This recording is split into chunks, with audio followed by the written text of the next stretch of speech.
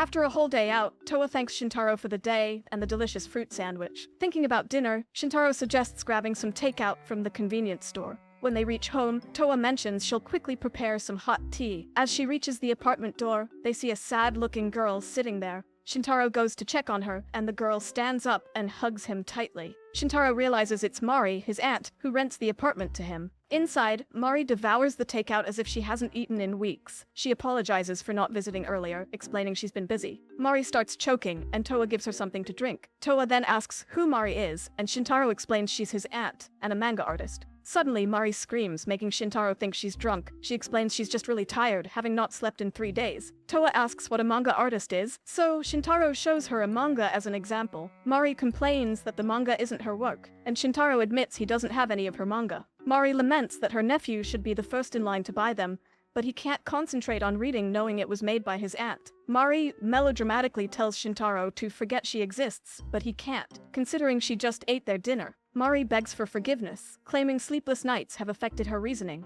She had been waiting for Shintarō for hours and couldn't call because she left her phone at home to avoid being tracked by her editor. Mari then offers them a cake she brought, revealing it's her birthday. No one wished her a happy birthday all day, not even her editor, so she decided to buy her own cake and share it with Shintarō. Mari then cries and calling her editor a baka. Shortly after, Shintarō lights a candle for his aunt and sings happy birthday, but Mari can't stop crying. She explains her emotions are on edge after finishing a job. Towa hands her a cloth to wipe her tears, and Mari finally asks who the girl in the room is, and Shintarō thinks about how to explain Towa's presence, let alone that she's an angel. Towa takes the initiative and introduces herself. Shintarō, afraid Towa will say she lives here, interrupts her. Mari gives a mischievous laugh and asks if Towa is his girlfriend. Shintarō says she's a classmate and they're having a meeting for the school festival committee. Mari points out that festivals start in the fall, making Shintarō flustered with his excuses. Mari asks Towa if Shintarō is popular at school, wanting to know if her nephew is a playboy. Shintarō says he isn't, so Mari complains to Towa that her nephew is being mean,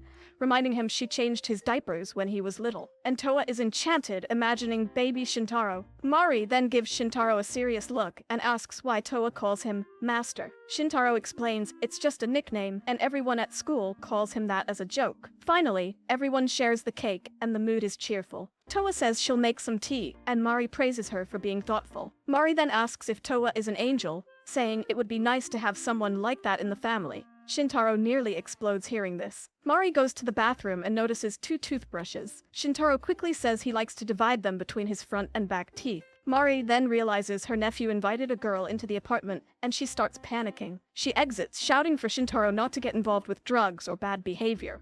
After tea, Mari offers to take Towa back home since it's late. Shintarō, unable to think of an excuse, agrees. On the way, Shintarō suggests Towa separate and fly back home without being seen. Saying goodnight, Towa runs off. Mari runs after her, telling Towa that Shintarō might be shy but is kind and wants her to stay his friend. Back at the apartment, Towa watches Shintarō and Mari talk. Shintarō asks his aunt to eat and leave, but she says she's staying the night. She can't go back to work because her editor didn't wish her a happy birthday. She shouts that Kita, which is her editor, is an idiot, reminding Shintarō that Kita is the editor who made his favorite anime and manga. Mari is startled by Shintaro's fanboy reaction and becomes sad, saying nobody knows her despite her hard work. Shintarō tries to cheer her up, saying she's famous since her manga was adapted into an anime, but Mari is convinced she's a burden to her boss. Mari throws a tantrum like a child and refuses to leave, ordering Shintarō to get a blanket for her. Towa signals that it's okay, she can stay on the balcony, which Shintarō can't let her do that. Suddenly, the doorbell rings, and Mari shouts for Shintarō not to open the door. He opens it anyway, and a red eyes monster walks in, looking for the piece of trash. Mari panics as her boss, Kita, enters. Shintarō is surprised that Kita is a woman. When Kita asks who the boy is, Mari jokes that Shintarō is her son, which he quickly shuts her down, saying she is his aunt. Embarrassed, Kita apologizes, saying she wouldn't have locked Mari out if she'd known Mari had to take care of her nephew. Shintarō brushes it off, saying he prefers when his aunt doesn't visit, which hurts Mari's feelings. Kita then walks over to Mary, who is panicking and promises to work hard to make up for today. But Kita surprises everyone by wishing Mari a happy birthday and claims that she brought a cake for her. She explains she went to Mari's house, found it empty, and panicked. Mari swoons in gratitude, and Kita tells her to come back to eat the cake together. After saying goodbye, Shintarō tells Kita he looks forward to her next work. She replies that she'll ask for his opinion next time they meet. Mari jokes she doesn't have time for that, and Kita says she would if Mari didn't miss deadlines.